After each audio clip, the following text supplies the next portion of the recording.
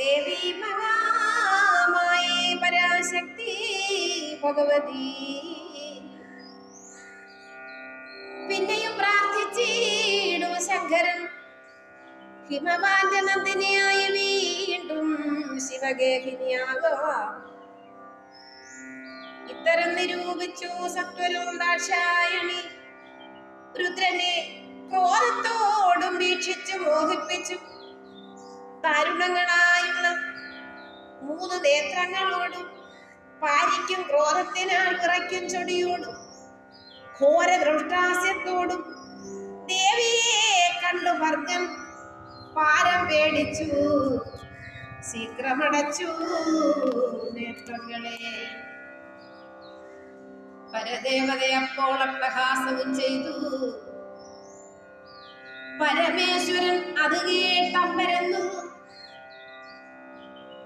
പരമേശ്വരൻ അത് കേട്ടേറ്റം അമ്പരന്നു.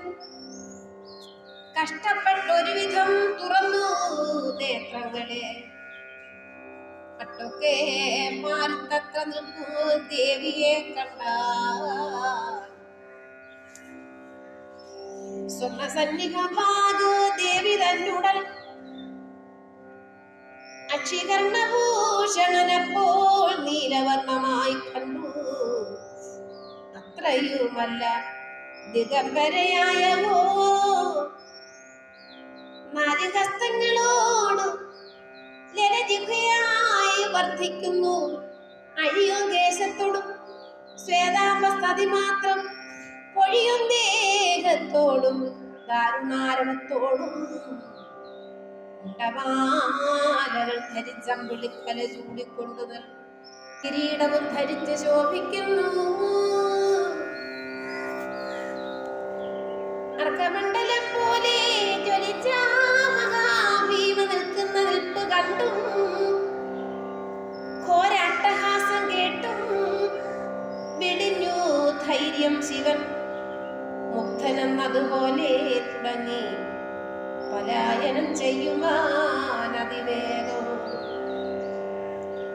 ഓടുമാ മഹേശനെ കണ്ടിട്ട് വീണ്ടും വീണ്ടും പേടിച്ചിടേണ്ട പേടിച്ചിടേണ്ട എന്നിങ്ങനെ അരുളി ചെയ്തേറ്റ ഉച്ചത്തിൽ തഥാ പരാൽപരയാം ദേവി ഭാരം അട്ടഹാസം ചെയ്തു.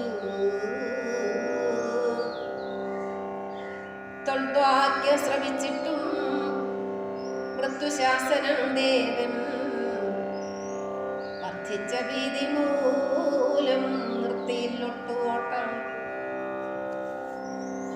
പേടിയോടതിമാത്രമോടുമാ ഭർത്താവിൽ ഉൾക്കൂടിയിടും കൃപയോട് പരമേശ്വരി വേഗം. 10 മൂർത്തിയായി ഭവിച്ചിടിനാളൊരു പോലെ 10 ദിക്കിലും നിന്നു സർവനെ എടുത്തിതു.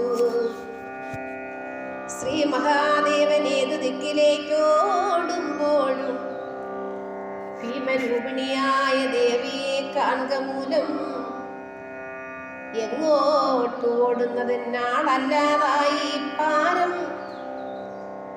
തിങ്ങുമുൾ ഭയത്തോടും കണ്ണടച്ചങ്ങിരുന്ന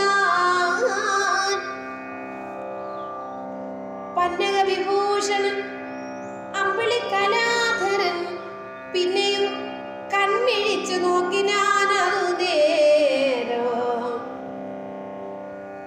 താമരപ്പൂവ് പോലെ ശോഭിക്കും മുഖത്തോടും ശ്യാമളവർണ്ണത്തോടും കുന്നക്കും കുജത്തോടും കോടി സൂര്യാഭയോടും 4 തൃക്കൈകളോടും പേടിയുണ്ടാക്കും വിശാലക്ഷണത്രയത്തോടും അഴിഞ്ഞു കിടക്കുന്ന കേശവാസങ്ങളോടും പൊഴിഞ്ഞിടുന്ന ഹാസത്തോടും തന്മുന്നിലായി തെക്കോട്ടു നോക്കി ദിഗംബരയായി വർത്തിക്കുന്ന ദുർഗയെ കണ്ടു.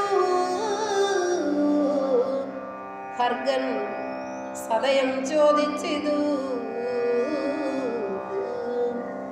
ഹരേ ദേവി മഹാദേവി പരാശക്തി നമോസ്തുതേ.